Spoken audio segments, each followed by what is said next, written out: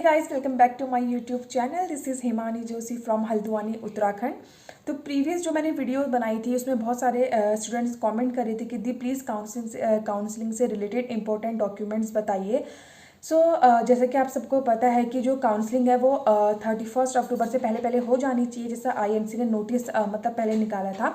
तो जो काउंसलिंग होगी वो 31 अक्टूबर से पहले पहले हो जाएगी, ऐसा सब लोग सोच रहे हैं, ऐसा उम्मीद करी जा रही है क्योंकि जैसा आईएमसी ने हमको नोटिस दिया था उसके अकॉर्डिंग। तो यहाँ पर हम लोग बात कर लेते हैं कि अगर काउंसलिंग होगी तो काउंसलिंग के लिए आपको कौन कौन से डॉक्यूमेंट क्या क्या प्रिपेयर करने हैं। ठीक है, तो सबसे पहले जो डॉक्यूमेंट्स आपको रखना है वो रखना है आपको 10th है 12th का मार्कशीट रखना है। ठीक है, जो 10th और 12th का रिजल्ट हमें स्कूल से मिलता है वो रखना है आपको। उसके बाद सबसे जो इंपॉर्टेंट डॉक्यूमेंट्स होने वाला है हमारा वो है डोमिसाइल। आप उत्तराखंड के हो, आपका अपना डोमिसाइल होना चाहिए। आपके किसी पेरेंट्स का डोमिसाइल नहीं चलेगा यहाँ, किसी आपके फादर का, मदर का या फिर भाई का, बहन का नहीं चलेगा। आपके खुद के नाम का आपके पास डोमिसाइल होना चाहिए, वो आपके काउंसलिंग के टाइम पर काम करेगा। और अगर आप किसी कैटेगरी से बिलोंग करते हो, अगर आप एससी हो, एसटी हो, ओबीसी हो और अगर आपके पास ईडब्ल्यूएस सर्टिफिकेट है तो वो आपको क्या करना होगा, रखना पड़ेगा। अगर वो एक्सपायर हो गया तो उसको रिन्यू करवा लीजिए अपने किसी पास की तहसील से जाके। ठीक है, तो यही डॉक्यूमेंट्स है जो आपके लगेंगे। 10th और 12th की मार्कशीट लगेगी, डोमिसाइल लगेगा, अगर कोई कैटेगरी सर्टिफिकेट है तो वो लगेगा।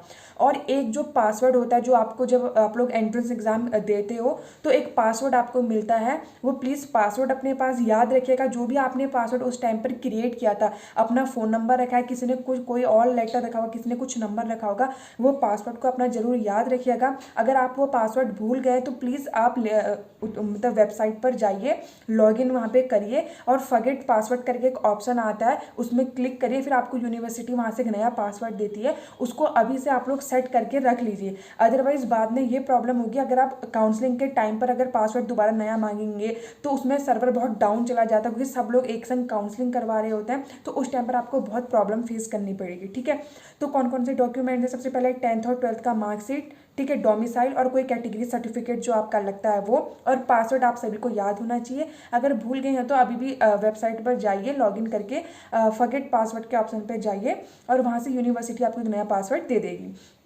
उसके बाद अगर आप लोग आर्मी कोटे से बिलोंग करते हो, डीपीडब्ल्यू है, तो डीपीडब्ल्यू सर्टिफिकेट भी आपका बहुत ज़्यादा अच्छा काम करता है आपके काउंसलिंग के टाइम पर एक अच्छा कॉलेज दिलाने के लिए।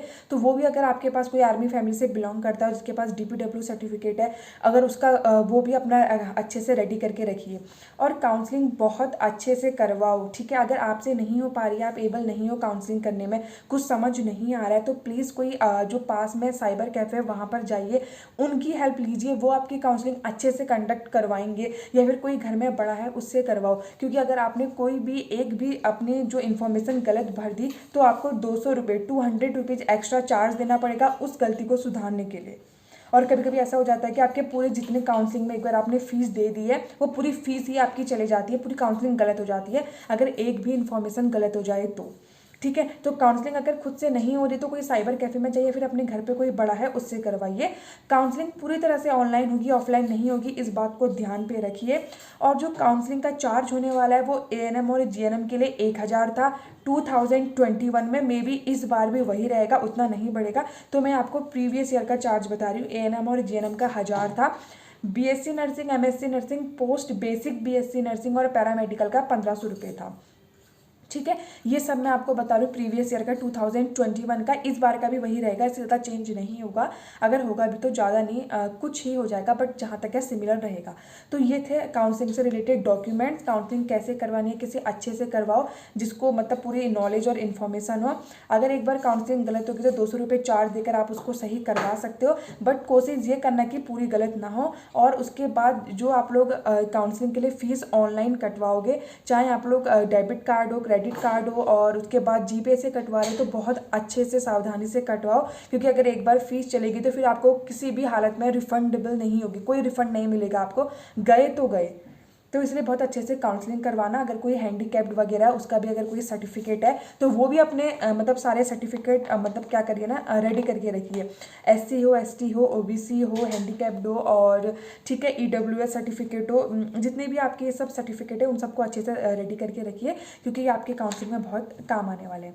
आई होप आपको ये वीडियो थोड़ी हेल्पफुल लगी होगी। अगर इससे रिलेटेड कुछ भी आपको डाउट्स हैं क्लियर करने तो प्लीज़ कमेंट सेक्शन में पूछिए, और इससे अगली वीडियो में काउंसलिंग प्रोसेस पे लेकर आऊँगी कि आपको कैसे करवानी है step by step. Step by step. तब तक के लिए अपना ध्यान रखिए और चैनल से जुड़े रहिए, चैनल को सब्सक्राइब करते रहिए, क्योंकि इसमें आपको लेटेस्ट इन्फॉर्मेशन मिलती रहती है काउंसलिंग से, एडमिशन से, सभी से रिलेटेड। तो यहाँ तब तक के लिए ध्यान रखिए।